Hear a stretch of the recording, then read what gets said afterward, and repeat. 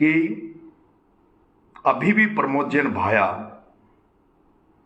षड्यंत्र करने से नहीं चूक रहा है।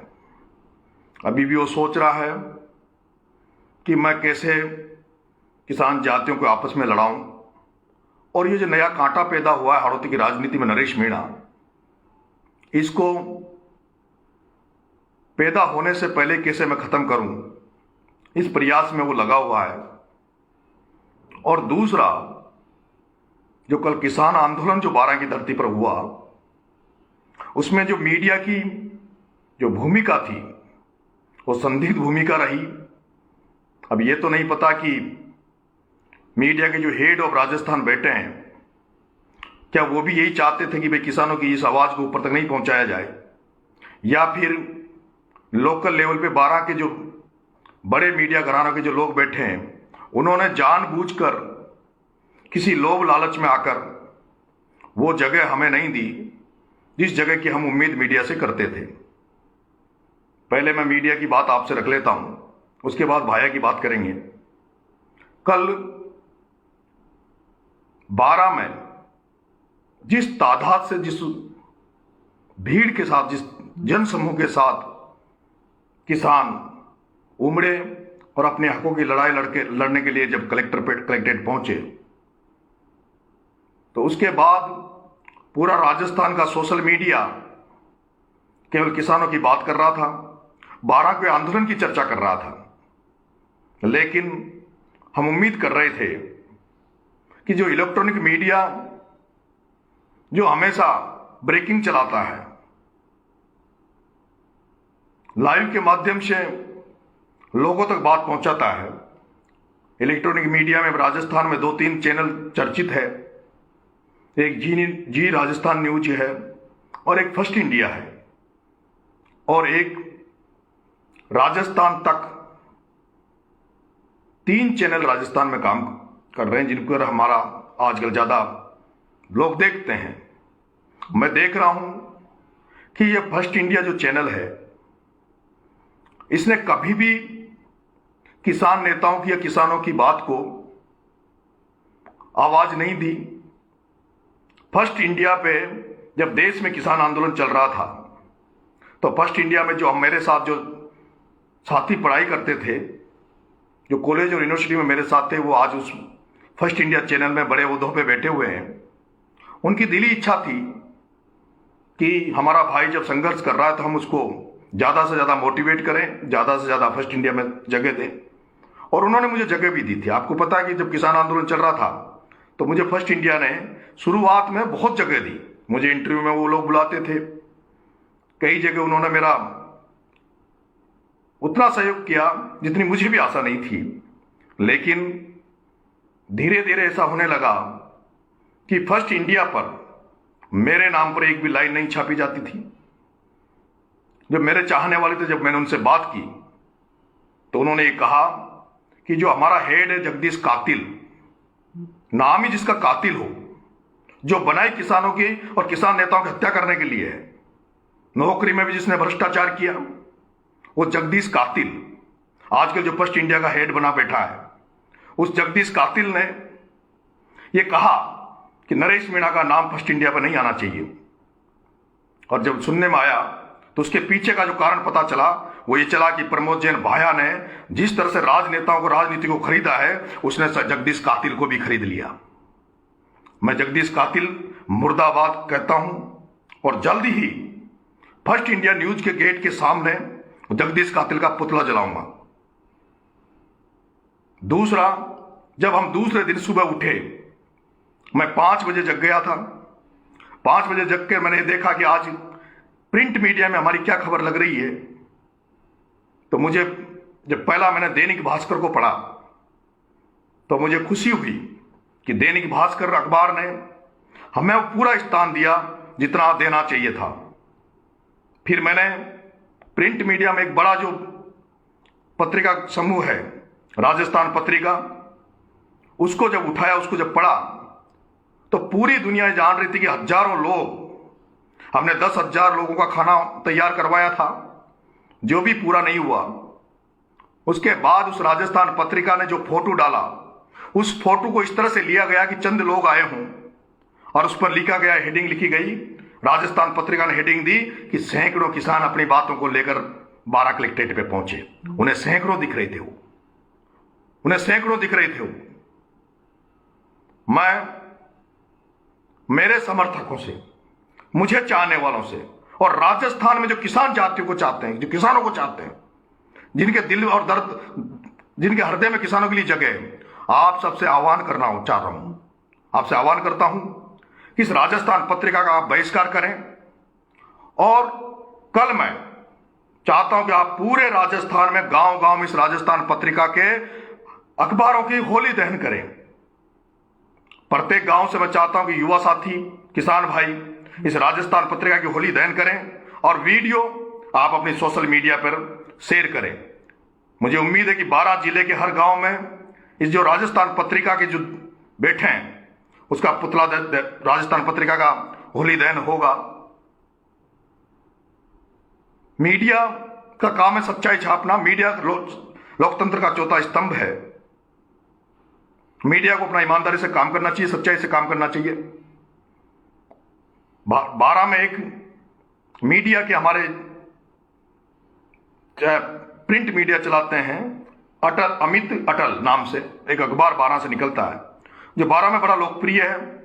घर घर 12 की जनता में पहुंचता है, 12 के लोग उसको पढ़ते हैं और सीरियसली पढ़ते हैं। उसके हेड आदरणीय कुश कुमार जी शर्मा, उनको मैं धन्यवाद देना चाहता हूं कि उन्होंने हमेशा सच्चाई की लड़ाई लड़ी, अपनी कलम सच्चे लोगों के लिए चलाई, ईमानदार लोगों के लिए चलाई, किसानों के लिए चलाई। उसने वहां के बड़े से बड़े तानाशाह मंत्री, उनके कई बार उन्होंने पोल भी खोली, उसके खिलाफ भी लिखा। और जब उस मंत्री ने जब अच्छे काम किए तो उनकी अच्छाई भी लिखी। केवल अगर 12 जिले में लोकल लेवल पर अगर कोई निष्पक्ष पत्रकारिता कर रहे हैं तो वो आदरणीय कुश कुमार जी शर्मा कर रहे हैं, जिनको मैं धन्यवाद देना चाहता हूं कि इस युग में भी, इस कलयुगी समय में भी आप कम से कम ईमानदारी से पत्रकारिता कर रहे हैं। मित्रों, अब हम दूसरे मुद्दे पे आते हैं, भाया और हाड़ौती के किसान को में प्रमोद जैन भाया को 2 लोगों ने इसको बनाने में अहम भूमिका निभाई है, जिन 2 लोगों की वजह से आज प्रमोद जैन भाया इतना बड़ा नेता है। पहले व्यक्ति थे शांति जी धारीवाल, जो विकास पुरुष के नाम पर कोटा में जाने जाते हैं।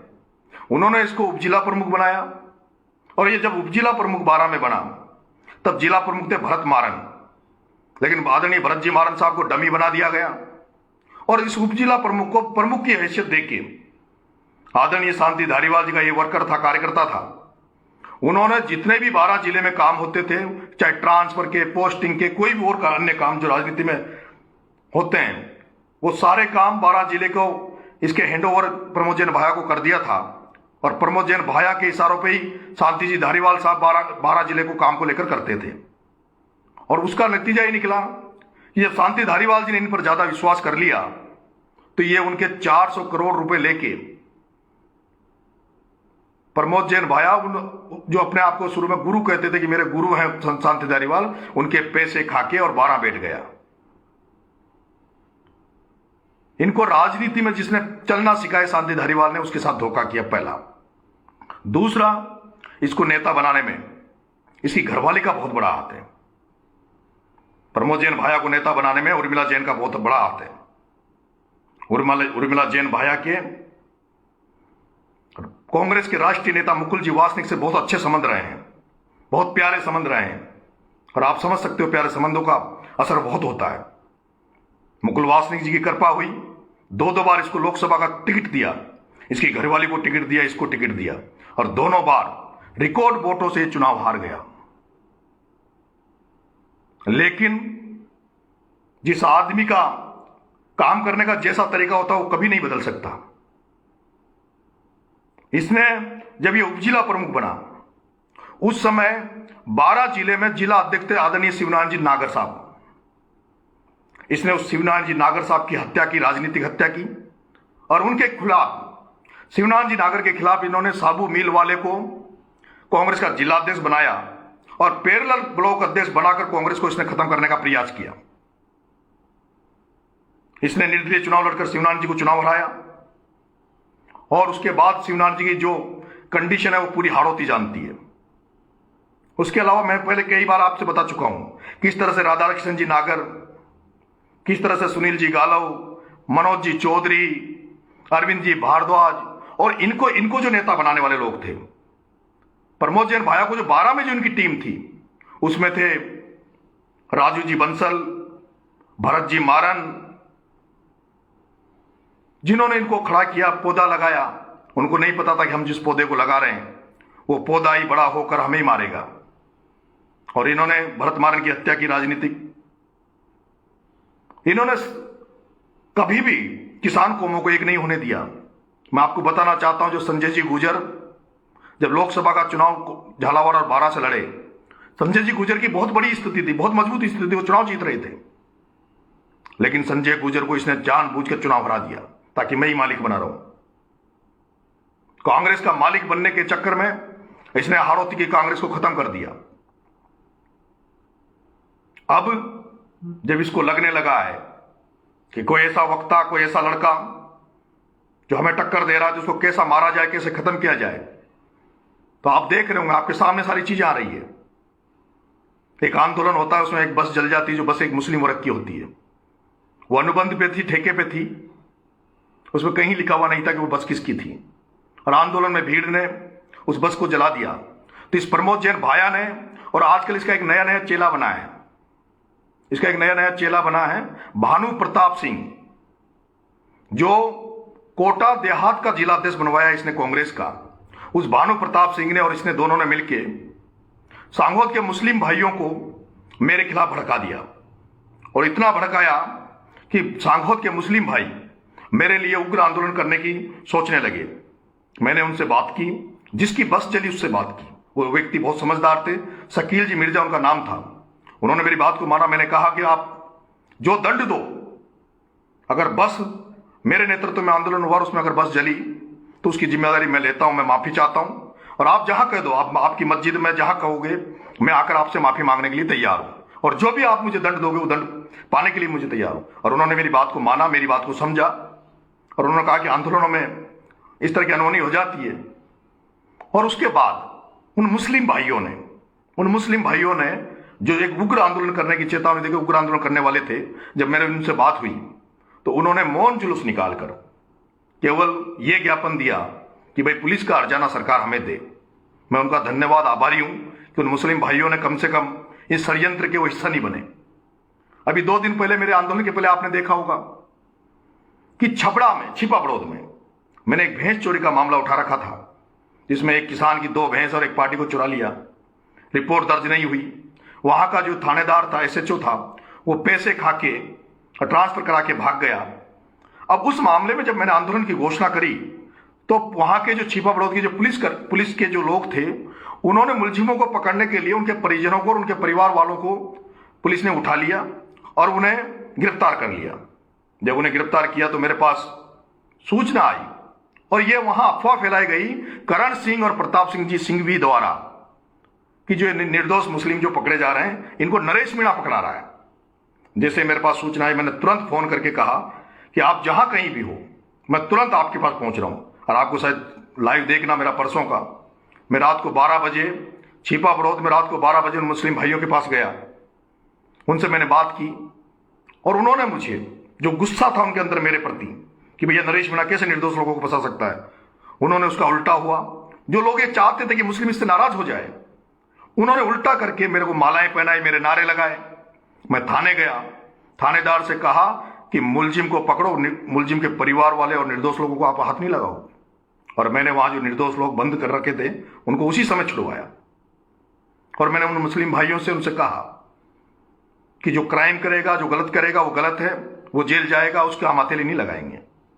हम ईमानदारी की राजनीति करेंगे, अच्छी राजनीति करेंगे, गरीब और दलित कमजोर तबकों की राजनीति करेंगे। उसके बाद उन मुस्लिम भाइयों ने जो मेरा स्वागत किया, सत्कार किया, वो इनसे देखा नहीं गया। इन्होंने दिनेश झारखंड के मामले में धाकर समाज को मेरे से भड़काने की कोशिश करी।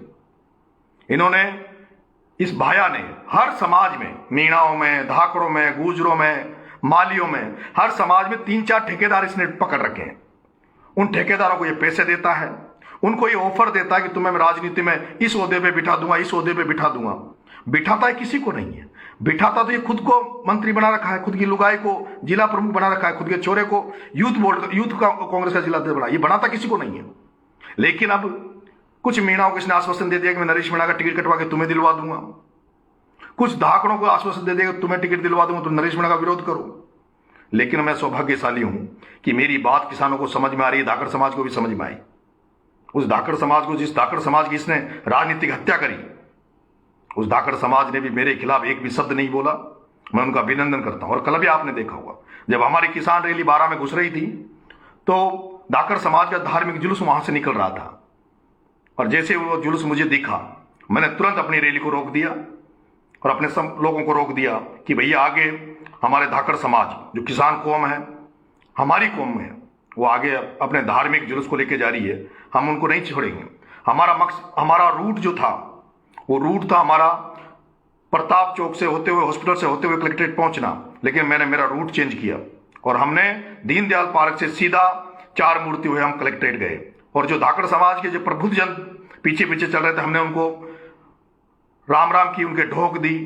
और मैं धन्यवाद भी देना चाहता हूं धाकड़ समाज के उन वीर लोगों को, जिन्होंने, जो धाकड़ समाज के जो लोग थे, जिन्होंने धार्मिक कार्यक्रम के लिए जो व्यवस्थाएं कर रखी थी, जो मंच सजा रखे थे, जो पानी पिला रहे थे, उन्होंने हमारे सभी किसान भाइयों की पानी की सेवा करी। उन्होंने मंचों पर किसान भाइयों के ऊपर फूल वर्षा की। उसके लिए मैं धाकड़ समाज का आभारी भी हूं और धन्यवाद भी देना चाहता हूं। अब यह समय आ गया है जब हाड़ौती के धाकड़ समाज को, किसान जातियों को, गुर्जर समाज को, मीणा समाज को, माली समाज को, लोधा समाज को, तंवर समाज को, हम सबको इकट्ठा होना पड़ेगा। मैं बनूं कि नहीं बनूं, लेकिन जहां कहीं भी अगर कोई धाकड़ अंता से भी, मैं तो ये चाहता हूं कि इसके खिलाफ कोई लड़ेगा तो मैं किसान के बेटों की मदद करेंगे, किसान के बेटों को चुनाव जिता कर लाएंगे। कल भी जब हम ज्ञापन देने गए तो मेरे साथ 36 कौम के लोग थे। हमारे ज्ञापन देने में मुख्य जो कर्ता धर्ता थे, उनमें दीनबंधु जी धाकड़ थे, उनमें राम कल्याण जी कश्यप थे, और बहुत सारे गुजर भाई थे। कल कितनी बड़ी संख्या में गुजर भाई हमारे पास आए। जिस तरह से देवनारायण भगवान का आशीर्वाद मुझे मिला हुआ है, गुजर भाइयों का समर्थन मुझे मिला हुआ है, वो चकित कर देने वाला। इतना सम्मान, इतना प्यार किसी को नहीं मिल सकता जिंदगी में। मुझे गुजर भाई कहते हैं कि भाई तुम तो पैदा ही हमें होते, तुम्हारी तो भावनाएं हमसे जुड़ी हुई है। कुछ लोग चाहते हैं कि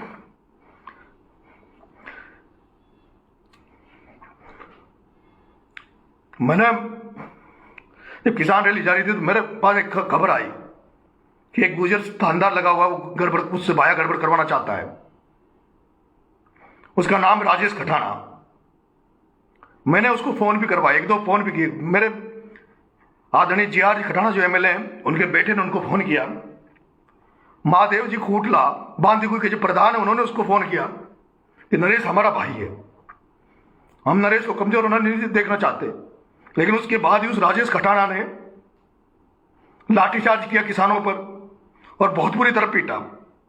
और भाया यही चाहता था कि राजेश खटाना इन पर लाठीचार्ज करे, नरेश मीणा इसको मुद्दा बनाए, और मुद्दा बना के बाद इस खटानों को हटा दे, और हटाने का उसका ब्लेम नरेश मीणा पर डाल दे ताकि गुजर समाज से नाराज हो जाए। मैंने इस एकता के लिए बहुत कुछ किया है और मैं सब कुछ करने के लिए तैयार हूं।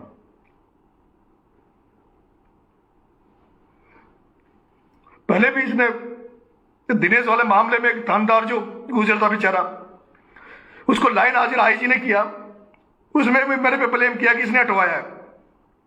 इसके बाद अब कुछ नहीं बचा। अब ये केवल मेरे खिलाफ जनता को भड़काकर, मेरे पर जातिवाद का टेक लगाकर मुझे अब इसके बाद एक ही बचा कि इसको गलत मीणा बना दो, गुंडा मीणा बना दो, बेकार मीणा बना दो। मैंने राजस्थान विश्वविद्यालय की राजनीति किसानों से की, किसानों के बच्चों को प्रतिनिधित्व दिलाया।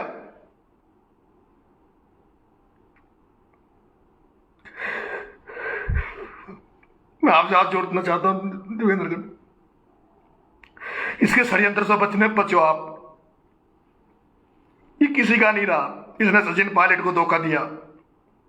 अब ये चाह रहा है कि हमें लड़ू के। कल भी जब किसान रैली थी, इसने सीसवाली में मीणा समाज की मीटिंग रखी कि मीणा समाज नहीं आएंगे, और मीणा समाज के कुछ 3-4 दलाल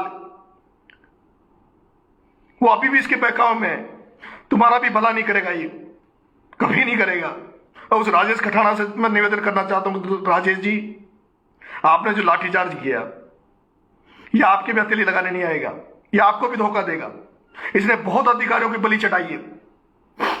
इसने जब कमल राठौड़ को, जो लड़का था कमल राठौड़ 12 में नगर पालिका का चेयरमैन, कांग्रेस से चेयरमैन था, उसने 12 में विकास की गंगा बहाई, पूरे 12 को एक नया रूप दिया।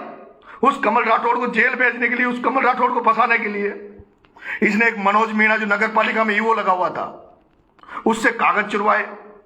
नगर पालिका से ईवो मनोज मीणा ने कागज चुराए, इसके कहने पे चुराए, और मनोज मीणा ने वही किया जो ये कहता था प्रमोजन भाया। और उसका नतीजा आज ये है कि वो बेचारा कमल राठौड़ भी जेल गया, वो छूट गया, लेकिन आज वो मनोज मीणा भी जेल में पड़ा है। नगर पालिका जो 12 का ईवो था मनोज मीणा, वो आज जेल में पड़ा है। ये उसको बचा नहीं रहा, ये किसी को नहीं बचाता, ये केवल इस्तेमाल करता है। और जब ये इस्तेमाल करने के बाद ये किसी का नहीं है, हर चीज में सोगर, बच्चे की सोगर खा जाता है, लुगाई की सोगर खाता है। इतना गंदा आदमी मैंने नहीं देखा। गौ माता के नाम पर गौशालाएं चला के उसमें भ्रष्टाचार। प्रिया हॉस्पिटल इसने खोल रखा, उसमें आप 12.5 के लोग प्रिया हॉस्पिटल को जानते हैं, उसमें किस तरह से लूटा जाता है गांव 12 के किसानों को, 12 के बच्चों को। कोरोना काल में 12 की जनता जो इलाज कराने गई, वो 3-3, 4-4 लाख रुपए इसने लूटे हुआ। मैं कुछ बनूंगा नहीं बनूंगा, पर इसको मैं खत्म कर दूंगा। मैं इस चोर को 12 की धरती से भगा कर रहूंगा। एक वो प्रताप सिंह भी अकेला घर बाड़मेर जाके वहां छपड़ा चिबोड़ में बस गया। मीणाओं की दम पर नेतागिरी करी, मीणाओं की दम पर उसकी खुद की जाति जो दीपू बंसल थे, जो रामगोपाल जी बंजारी, दीपू बंसल के पिताजी थे रामगोपाल जी बंजारी, उनको तिहाड़ जेल में डाला अफीम के झूठे मुकदमे में। फिर उनके बच्चों ने जब कॉम्प्रोमाइज कर लिया तो उस रामगोपाल जी बंजारी को इन्होंने निकाला। फिर निकालने के बाद भी लेकिन उसके बच्चों का सगा नहीं हुआ, उनके बच्चों के साथ फिर भी प्रताड़ना करता रहा। एक गजेंद्र जैन जो कांग्रेस का नेता था छिपा बड़ौद में, उस गजेंद्र जैन को पिटवाया, उसको थाने में बंद करवाया। और ये हमेशा मीणाओं के लट को यूज करता रहा। इसके बाप ने भी इस्तेमाल मीणाओं को किया, ये भी मीणाओं को यूज करता है। इसने कोटा दरबार जो थे हमारे, जो बहुत सम्मानीय थे हाड़ौती में, वो जब लोकसभा का प्रचार करने छिपा बड़ौद आए तो उसको इन्होंने जूतों की माला पहनाई। मैं राजपूत समाज, हाड़ौती के राजपूत समाज से एक आह्वान करूंगा, कहां सोए पड़े हो? क्यों तलवारें नहीं उठाते? क्यों बंदूक नहीं उठाते? क्यों कमजोर हो आप? आपको खत्म कर दिया, आपकी राजनीति को खत्म कर दिया। भरत सिंह को खत्म करने में लगे हुए, भरत सिंह की गाड़ी पर हमला करवाया, भरत सिंह को काले झंडे दिखवाए, लेकिन हाड़ौती का राजपूत इतना कमजोर हो गया, ये सोच इसलिए हो रहा है सब। कोटा दरबार जी राज सिंह जी सांसद थे हमारे, उनके गढ़ पे पत्थर फिकवाए, उनके महल पे पत्थर फिकवाए, लेकिन राजपूतों ने कोई प्रतिक्रिया नहीं दी। और जिसका नतीजा ये रहा कि ये आज इतना बड़ा बन गया। ब्राह्मण समाज, गौरव शर्मा जो बेचारा जिंदगी भर इसकी सेवा करता रहा, इसके नारे लगाता रहा, उसका पूरा परिवार इसके नारे लगाता रहा, उसको मरवा दिया इसने। हो सकता कल मुझे मरवा दे, पर मैं ये नहीं कहूंगा कि मुझे सुरक्षा दो या मेरी कोई, मुझे डर ही नहीं लगता। मरना तो है ही ना, एक दिन मरेंगे सब। कोरोना में बच के कोई और बीमारी आ जाएगी, उसमें मर जाएंगे, एक्सीडेंट में मर जाएंगे।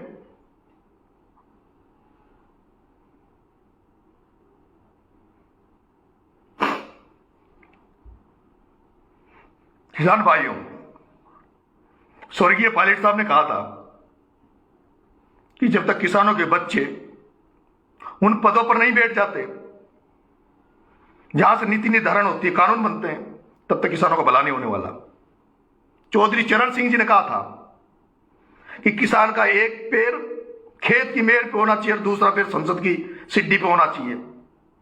जब किसान का एक पैर खेत की मेड़ पे और एक पैर संसद की सीढ़ी पे होगा तो किसानों का उद्धार होगा। हाड़ौती के किसान भाइयों, आप भी जग जाओ। बहुत बड़ी संख्या है हमारी, हम पे 4 बनिया राज नहीं कर सकते।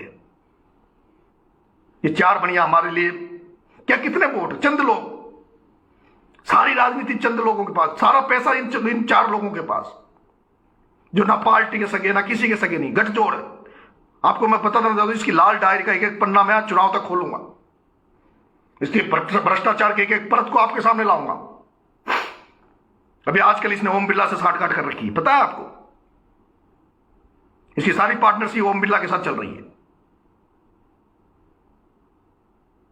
हीरालाल नागर भारतीय जनता पार्टी का सांगों से चुनाव लड़ता है, उसके साथ इसकी साठगांठ। नेता कांग्रेस का बढ़ता है, साठगांठ बीजेपी से करता है। जल्दी आपको वो सबूत भी दूंगा, सारे सबूत दूंगा। इसके बेटे के अश्लील वीडियो आपके सामने लाऊंगा, ये क्या क्या कर्म करते हैं वो सारी चीजें आपके सामने लाऊंगा।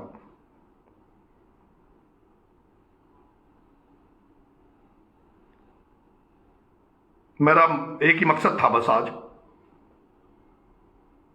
कि ये मीडिया में जो अपना ईमानदारी से काम नहीं कर रहे, इनको सामने लाना। और दूसरा, जो किसान जातियां जो हाड़ौती में है, आपसे हाथ जोड़कर निवेदन, आप एक हो जाओ। और गुर्जर समाज, हाड़ौती का गुर्जर समाज, बारां का गुर्जर समाज, आप दूध का काम करते हो, डेयरी आप चलाते हो, भैंस का दूध, सारा काम धंधा आपका है और चेयरमैन आपका है। आपके वहां भी एक बढ़िया को बिठा रखा है। इसके लट दे के भगा दो, उस डेयरी पे कब्जा कर लो। बारां के गुर्जर भाइयों, आपसे आह्वान करता हूं, संबलपुर में जो दूध की डेयरी है उस पर लठ लेके बैठ जाओ, उस कुर्सी पे बैठ जाओ और कह दो कि यह कुर्सी हमारी है, गुजरों की है। मैं तुम्हारे साथ खड़ा रहूंगा, तुम्हारे साथ जेल जाऊंगा।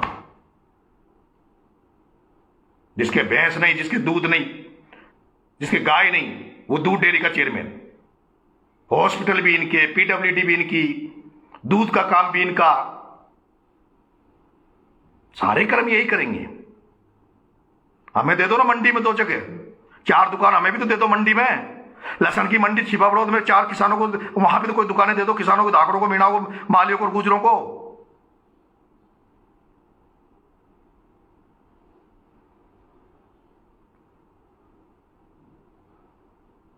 ठीक है मेरे भाइयों, मुझे इतनी अपनी बात कहनी थी। सॉरी अपने आप को निरुपाय भावुक होने से। और मेरा निवेदन है, कल राजस्थान पत्रिका, इस राजस्थान पत्रिका के पूरी बारां के कम से कम हर गांव में होली जलती हुई वीडियो में आपसे देखना चाहता हूं। ये मैं तमन्ना रखता हूं। आपको बहुत बहुत धन्यवाद। आपने हाड़ौती में किसान चिंगारी को जलाया है और ये किसान एकता हमारी आगे भी जारी रहेगी। किसानों को हम मजबूत करेंगे। अगर किसानों की एकता के लिए कोई भी त्याग और बलिदान देना पड़ेगा तो उसके लिए हम देंगे। आप सबको धन्यवाद। राम राम साहब।